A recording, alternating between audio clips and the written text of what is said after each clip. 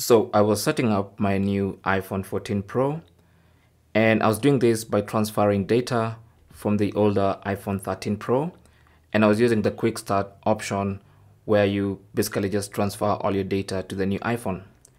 So during the setup process, what happened is as soon as the data transfer was complete, the iPhone 14 Pro froze. Like the screen went black and it completely froze. Nothing I could do could turn on the phone. I tried to charge it for 15 minutes, nothing happened. I tried to press the power button a couple of times, nothing happened. And so I panicked and checked online. So apparently there's a bug with the iPhone 14 Pro and Pro Max. And this bug, according to this article from Mac Rumors, makes the phone freeze after customers transfer their data from an older iPhone. And that's exactly what happened to me here. It also says that Apple says it's aware of this issue happening and is currently investigating. But as we wait for Apple to investigate and maybe give us a report, I found a solution to that problem.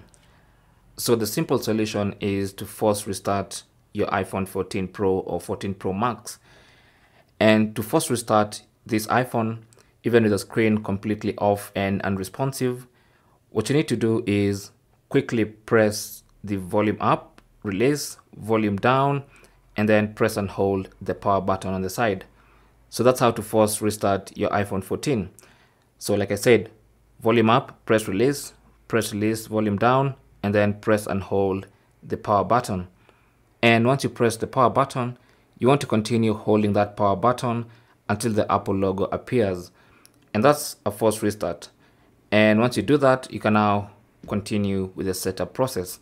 So that's a quick temporary solution until Apple advises further. Try that. I hope it helps. Thanks for watching.